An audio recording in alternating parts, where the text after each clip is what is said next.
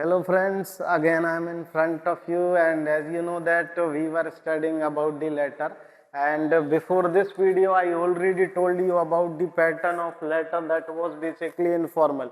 So today again we will be discussing on the second type of letter, that is basically formal letter. Okay, sometimes what happen, due to exam pressure student forget कर जाते हैं कि formal letter क्या होता है, इसकी steps क्या होती हैं. तो I will try to remove all the doubt, so focus on it.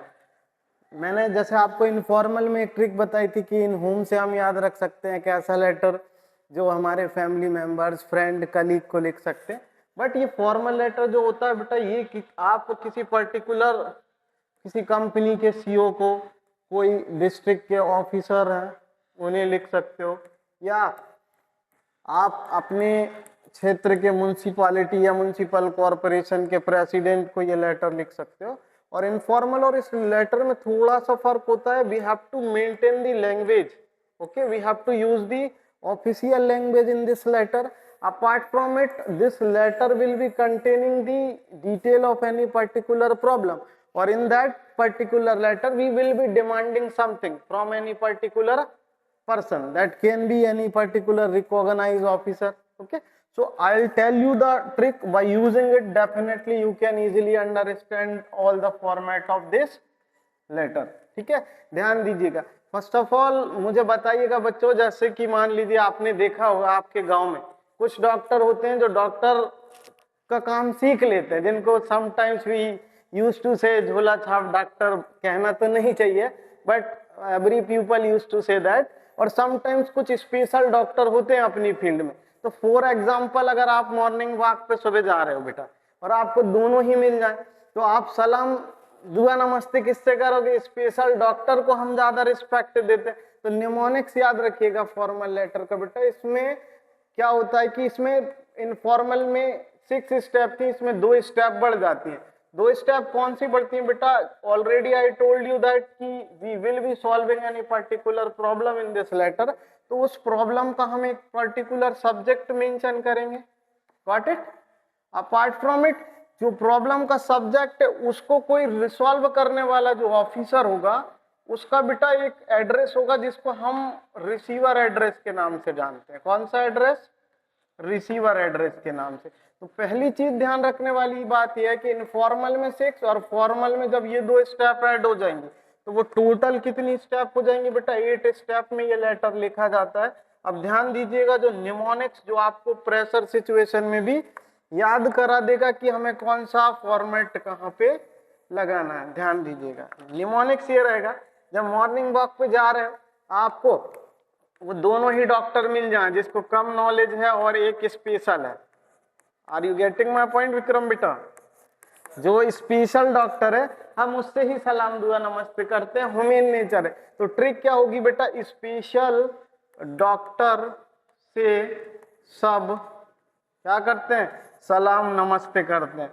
ध्यान दीजिएगा शब्दों पे. क्या करते हैं? स्पेशल, यहां से ध्यान रखिएगा, डॉक्टर से सब क्या करते हैं? सलाम नमस्ते करते हैं. By using the tricks you can memorize. S stand for already I told you sender address. Informal में भी हमने बताया था जो लेटर भेज रहा है उसका एड्रेस हम यहाँ पे मेंशन करते हैं. दूसरी जो स्टेप होती है बेटा, उसके जस्ट नीचे we have to mention the date. Are you getting my point? Sender address के जस्ट नीचे डेट. आर स्टैंड फॉर बेटा, जो मैंने आपको बताया, रिसीवर एड्रेस, किसी पर्टिकुलर ऑफिसर का जो आपको किसी प्रॉब्लम का सॉल्यूशन दे रहा होगा या उस पर ध्यान दे रहा होगा. What it? Receiver address. उसके बाद किसी पर्टिकुलर प्रॉब्लम का जो सब्जेक्ट होता है, उसके बाद एस स्टैंड फॉर बेटा सब्जेक्ट. What it? इस एस का मतलब होता है सलाम दुआ नमस्ते, और रिस्पेक्टेड वे में हम करेंगे जिसका मतलब होता है एस स्टैंड फॉर सॉल्यूटेशन. अब ध्यान रखिएगा, फ्लो में डियर सर मत बोल दीजिएगा. रिस्पेक्टेड पर्सनालिटी है, that is the reason we have to use respected sir, या इसके प्लेस पे आप esteemed सर भी आप यूज कर सकते हो. Got it?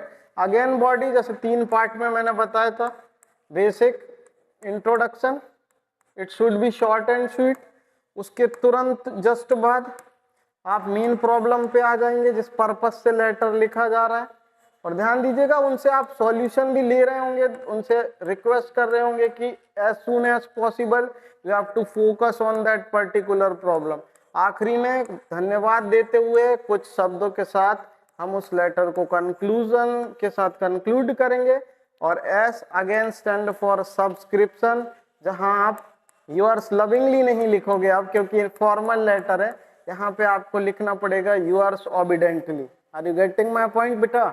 और आखिरी में जो लेटर लिख रहा है उसका नेम हम मेंशन कर देंगे। और ध्यान रखिएगा, इस लेटर को लिखते वक्त सभी जगह पंक्चुएशन मार्क्स का प्रॉपर ध्यान रखना है। किसका बेटा? पंक्चुएशन मार्क्स का, है ना।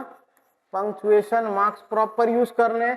आप किसी भी प्रकार का शॉर्टकट यूज नहीं करोगे, जैसे मैसेज, है ना, या लर्न लिख के कुछ डॉट लगा दोगे। We have to use proper language, क्योंकि ये ऑफिसर को लिख रहा है, औपचारिक पत्र है, इसमें किसी भी प्रकार के ऐसे शॉर्टकट्स यूज नहीं करने हैं। और बिल्कुल ऑथेंटिक और रिस्पेक्टफुल वे में हमारे वर्ड्स का चयन होना चाहिए। और इस तरीके से आप ये लेटर फिनिश कर सकते हो। क्या ध्यान रखना है? स्पेशल डॉक्टर से सब सलाम नमस्ते करते हैं, या फिर ऐसे ध्यान रखिएगा कोई ऑफिसर को लिख रहे हैं तो उसका रिसीवर एड्रेस, और रिसीवर एड्रेस है तो कोई प्रॉब्लम होगी तो वो हम उसका सब्जेक्ट मेंशन करेंगे। This is all about formal letter. I hope you enjoy. Thank you.